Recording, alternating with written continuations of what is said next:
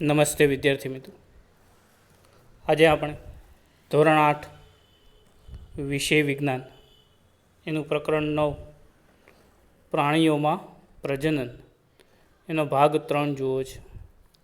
આ અગાઉ આપણે ભાગ 1 અને ભાગ 2 જોઈ ચૂક્યા છીએ. કોઈ કારણોસર કોઈ ભાગ જોવાનો રહી ગયો હોય તો આ વિડીયોના ડિસ્ક્રિપ્શનમાં એ બધાની લિંક આપેલી છે, તમે જોઈ શકશો. ભાગ 1માં આપણે શું જોયું હતું એને જરા યાદ કરી લઈએ.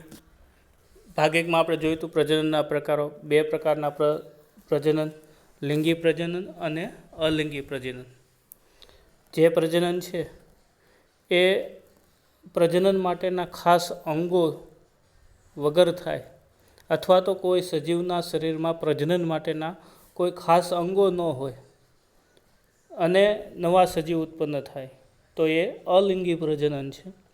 જ્યારે જે પ્રાણીઓમાં પ્રજનન માટેના અંગો આવેલા હોય, નર અને માદા સજીવો જુદા જુદા હોય, એવા પ્રાણીઓ થકી થતું જે પ્રજનન છે એને આપણે લિંગી પ્રજનન કહીએ છીએ. લિંગી પ્રજનન મનુષ્યમાં પણ થાય અને બીજા સજીવોમાં પણ થાય છે. એમાં આપણે મનુષ્યના નર પ્રજનન અંગોની વાત કરી હતી કે મનુષ્યના નર પ્રજનન અંગોમાં શેનો સમાવેશ થાય. એક જોડ શુક્રપિંડ, એક જોડ શુક્રવાહિની, શિશ્ન, આ બધા અંગોનો સમાવેશ નર પ્રજનન અંગોમાં થાય છે. એવી જ રીતે માદા પ્રજનન અંગોમાં એક જોડ અંડપિંડ છે, એક જોડ અંડવાહિની છે, ગર્ભાશય છે. આવા બધા અંગોનો સમાવેશ માદા પ્રજનન અંગોમાં થાય એની આપણે ચર્ચા ભાગ 1માં કરી હતી. ભાગ 2માં આપણે ફલન એટલે શું આપણે જોયું હતું કે ભાઈ અંડકોષ અને શુક્રકોષના જોડાણને ફલન કહે છે. બરાબર. ફલનના 2 પ્રકાર છે. જો આ ફલન અંડકોષ અને શુક્રકોષનું જોડાણ માદાના શરીરમાં થાય તો એને અંતઃફલન કહે છે, અને માદાના શરીરની બહાર થાય તો એને બાહ્ય ફલન કહે છે. મનુષ્યમાં જે ફલન થાય છે તે અંતઃફલન છે. દેડકો છે કે માછલી છે, એના જેવા જે પ્રાણીઓ છે એમાં બાહ્ય ફલન થાય છે. આજે આપણે શું જોવું છે? આજે આપણે જોવું છે ભ્રૂણનો વિકાસ. આપણે આગલા ભાગમાં જોયું હતું કે ભાઈ અંડકોષ અને શુક્રકોષના જોડાણથી યુગ્મનજ બને, તો આ યુગ્મનજનો વિકાસ કેવી રીતે થાય છે એના વિશે આજે વાત કરવી છે. અને અપ્રત્યપ્રસવી અને અંડપ્રસવી પ્રાણીઓ કોને કહેવા એના વિશે વાત કરવી છે. સૌથી પહેલાં આપણે જોઈએ ભ્રૂણનો વિકાસ. જો આપણને ખ્યાલ છે કે મનુષ્યમાં અંડકોષ અને શુક્રકોષ છે એનું જોડાણ માતાના શરીરમાં થાય છે, અને જોડાણ થયા પછી એ યુગ્મનજ બને છે. 2 કોષો જોડાઈને એક કોષ બને છે. આ યુગ્મનજ છે એ માતાના ગર્ભાશયમાં સ્થાપિત થાય, અને સ્થાપિત થયા પછી એનો વિકાસ થાય અને ભ્રૂણ કહેવાય. બરાબર. ફલનના પરિણામ સ્વરૂપે યુગ્મનજનું નિર્માણ થાય, હમણાં આપણે જોયું તેમ, અને એ વિકાસ પામીને શેમાં પરિણમે? ભ્રૂણમાં પરિણમે. જે શુક્રકોષ અને અંડકોષ છે એ બંનેનું જોડાણ થઈ અને જે યુગ્મનજ બન્યો, આ યુગ્મનજ છે એ ધીમે ધીમે વિકાસ પામે, અને વિકાસ પામ્યા પછી ભ્રૂણમાં પરિણમે છે. આ ભ્રૂણ છે એ ગર્ભાશયમાં સ્થાપિત થઈ જાય અને ત્યાં જ એનો વિકાસ શરૂ થાય. આ જે યુગ્મનજ છે એ ધીમે ધીમે 1માંથી 2, 2માંથી 4 કોષ, 4માંથી 8, 8માંથી 16 એમ વિકાસ પામતા બહુકોષીય અવસ્થા ધારણ કરે. આ યુગ્મનજ જે આપણે વાત કરી કે ભાઈ શુક્રકોષ અને અંડકોષના જોડાણથી આપણને મળે છે, એ યુગ્મનજ સતત વિભાજન પામે, એટલે કે એ કોષો છે એ સતત વિભાજન પામ્યા કરે, અને એ વિભાજન પછી કોષોની ગોળાકાર રચનામાં ફેરવાય છે. ઘણા બધા કોષો બને અને એ બધા ભેગા થઈને એક ગોળાકાર રચના બને છે. આ જે ગોળાકાર રચના છે એમાંથી જ ધીમે ધીમે બાળક નો વિકાસ થાય, પેશીઓ અને અંગોનો વિકાસ થાય. ત્યારબાદ આ જે કોષો છે, જે ગોળાકાર કોષો બન્યા, એ કોષો છે એ સમૂહ બનાવે. અને અગાઉ આપણે જોયું હતું કોષવાળા પાઠમાં કે કોષોનો સમૂહ છે એ પેશી બનાવે અને પેશીઓનો સમૂહ છે એ અંગો બનાવે. એવી જ રીતે આ જે કોષો છે એનો સમૂહ બને અને એ વિકાસ પામી પેશીઓ અને શરીરના અંગો તરીકે વિકાસ પામે છે. આ વિકાસ ભ્રૂણ તરીકે ઓળખાય છે. એટલે જો આ છેલ્લી જે આકૃતિ છે જે બતાવે છે કે એ ભ્રૂણ છે. કેમ તો કે હવે એમાં પેશીઓ અને અંગોનો વિકાસ શરૂ થઈ ગયો છે. એટલે ભ્રૂણ એટલે શું, કોઈ એમ પૂછે આપણને તો આપણને ખ્યાલ હોવો જોઈએ કે જે કોષોનો સમૂહ બન્યો હોય, યુગ્મનજમાંથી કોષોનો જે સમૂહ બન્યો હોય, એ સમૂહમાંથી પેશીઓ અને અંગોનો વિકાસ શરૂ થઈ જાય. એવી જે અવસ્થા છે એને આપણે ભ્રૂણ કહીએ છીએ. આ જે ભ્રૂણ છે એ ગર્ભાશયની દિવાલ ઉપર ચોંટી જાય છે. ભ્રૂણ છે એ શેમાં ચોંટી જાય છે? ગર્ભાશયની દિવાલ પર. અને સતત વિકાસ પામ્યા કરે છે. ધીમે ધીમે એમાં શારીરિક અંગો જેવા કે આંખ, નાક, કાન વગેરે વિકસિત થાય છે. આ અવસ્થાને ગર્ભ કહે છે. જે અવસ્થામાં આપણે ભ્રૂણમાં આંખ, કાન, નાક જેવા અંગોની ઓળખ થઈ શકે અથવા ઓળખ કરી શકીએ કે હવે આમાં આંખ છે, આ હાથ છે, આ પગ છે, એવો સ્પષ્ટ ઓળખ થઈ શકે એવો જે ભ્રૂણ છે એને આપણે શું કહીએ છીએ? ગર્ભ કહીએ છીએ. જેમ કે આપણે છેલ્લી જે આકૃતિ છે તમને એ જો ધીમે ધીમે પેશીઓનું આયોજન થાય છે. ધીમે ધીમે આકૃતિમાં તમે જુઓ એક પછી એક આપણે જોઈએ. આકૃતિમાં તમે જોતા જાઓ એમ ધીમે ધીમે પેશીઓ અને અંગોનો વિકાસ થાય છે. અને આ વિકાસના પરિણામે ભ્રૂણ છે એ ગર્ભમાં પરિણમે છે. બરાબર.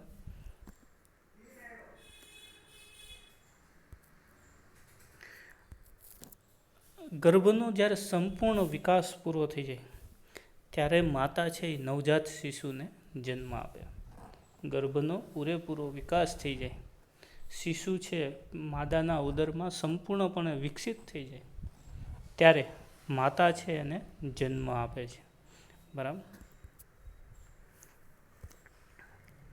હવે એક પ્રશ્ન એવો થાય કે ભાઈ મરઘી છે એમાંય અંતઃફલન થાય છે, જે મનુષ્યમાં અંતઃફલન થાય છે એવી જ રીતે મરઘીમાં પણ અંતઃફલન થાય છે. તો મરઘી મનુષ્ય અને ગાયની જેમ બચ્ચાને જન્મ આપે છે? આપણને ખ્યાલ છે કે ના, મરઘી છે એ બચ્ચાને જન્મ આપતી નથી.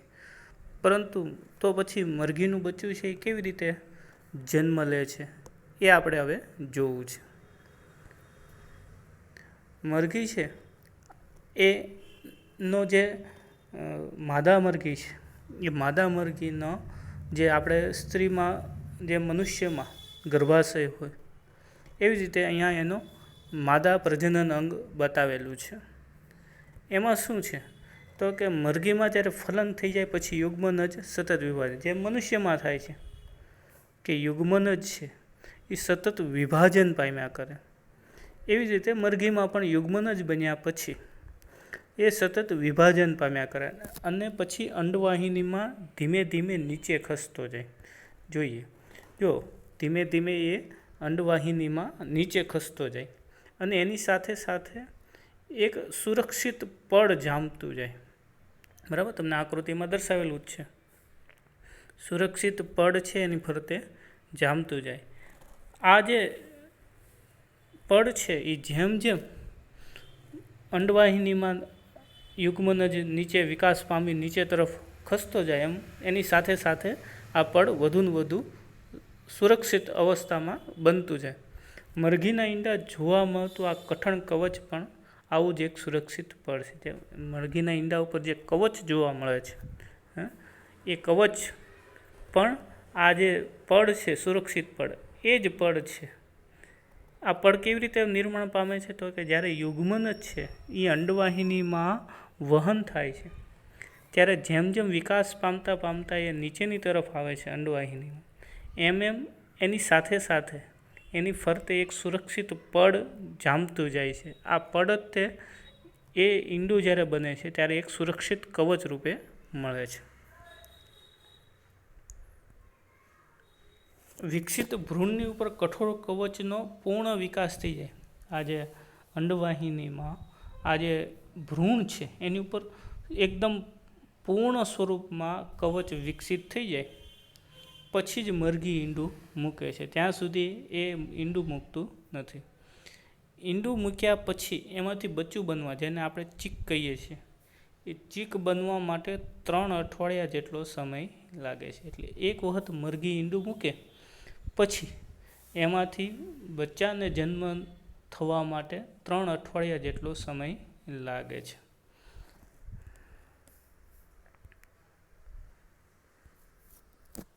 ઈંડાને પર્યાપ્ત ગરમી મળે એ માટે આપણે ઘણી વખત જોયું હોય કે મરઘી છે એ ઈંડા ઉપર બેસેલી હોય, જેને આપણે ઈંડાને સેવવું એવું કહીએ છીએ. બરાબર. ખરેખર એ અવસ્થામાં શું થાય છે તો કે ઈંડું મૂકી દીધા પછી ઈંડામાં બચ્ચાનો વિકાસ થવા માટે 3 અઠવાડિયા જેટલો સમય લાગે. આ જે વિકાસ છે એ દરમિયાન એ વિકાસ થવા માટે એને ગરમીની જરૂરિયાત હોય. એ ગરમી આપવા માટે મરઘી છે એ ઈંડા ઉપર બેસી રહે છે. ઈંડાની અંદર બચ્ચાનો વિકાસ આ પ્રક્રિયા દરમિયાન જ થાય છે. જે મરઘી એના ઉપર સતત બેસી રહે છે એ દરમિયાન જ ઈંડાની અંદર બચ્ચાનો વિકાસ થાય. અને કયા ક્રમમાં થાય તમને ઉપર ચિત્રમાં દર્શાવ્યું છે. જો ધીમે ધીમે ધીમે 3 અઠવાડિયા દરેક દિવસે કેટલા કેટલા ઓલું વિકાસ પામે એની બતાવી છે. તો 21 દિવસનો ગાળો બતાવેલો છે. આ 21 દિવસમાં ઈંડામાંથી બચ્ચાનો કેવી રીતે વિકાસ થાય છે એમાં એ આપણે ચિત્રમાં દેખાડે. બચ્ચાનો વિકાસ થયા પછી જ કવચ તૂટે છે. આ જે કવચ છે ઈંડાની ઉપરનું સુરક્ષિત કવચ, એ કવચ તૂટે અને બચ્ચું છે એ બહાર આવે છે. એટલે મરઘીમાં બચ્ચાનો જે વિકાસ છે એ મરઘી જ્યારે ઈંડું મૂકી દે છે ત્યાર પછી શરૂ થાય છે 21 દિવસોમાં. જ્યારે મનુષ્યમાં શું થાય છે તો કે જ્યારે ગર્ભમાં સ્થાપન થઈ જાય ત્યારથી જ બચ્ચાનો વિકાસ શરૂ થઈ જાય, જે 9 મહિના સુધી થતો રહે અને 9 મહિનાને અંતે બાળકનો જન્મ થતો હોય છે. એટલે જો મરઘી અને મનુષ્ય બંને અંતઃફલન દર્શાવે છે, પણ બંનેના અંતઃફલન પછી ભ્રૂણના વિકાસમાં તફાવત જોવા મળે છે. અંતઃફલન બંને કરે છે, પરંતુ અંતઃફલન થયા પછી ભ્રૂણનો જે વિકાસ છે એ વિકાસની જે પદ્ધતિ છે એ બંનેમાં અલગ અલગ છે.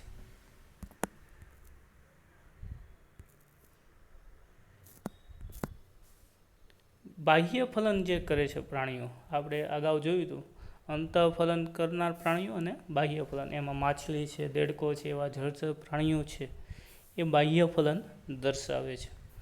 એ બાહ્ય ફલન દર્શાવતા, બાહ્ય ફલન એટલે તમને ખ્યાલ જ છે કે અંડકોષ અને શુક્રકોષનું જોડાણ છે એ શરીરની બહાર થાય એને બાહ્ય ફલન કહે છે.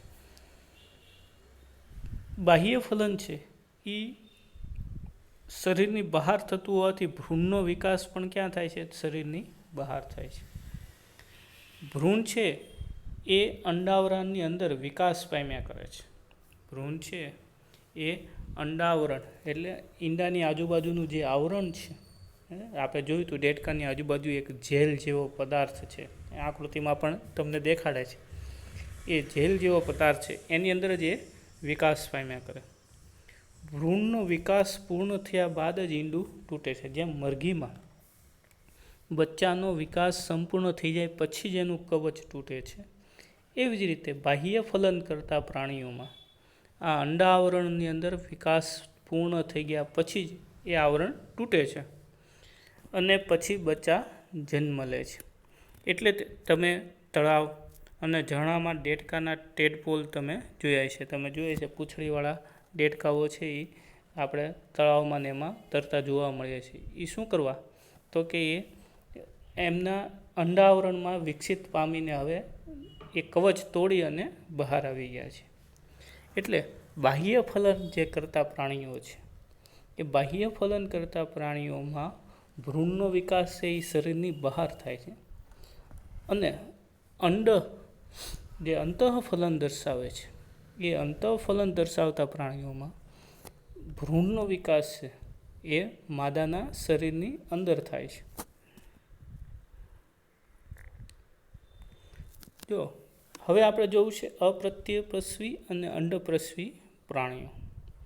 કેટલાક પ્રાણીઓ છે એ બચ્ચાને જન્મ આપે છે, આપણને ખ્યાલ છે, જ્યારે કેટલાક પ્રાણીઓ છે એ ઈંડા મૂકે છે, જે પછી શિશુમાં પરિવર્તિત થાય છે. પહેલાં ઈંડા મૂકે અને પછી એમાંથી બચ્ચું જન્મ લે, બરાબર.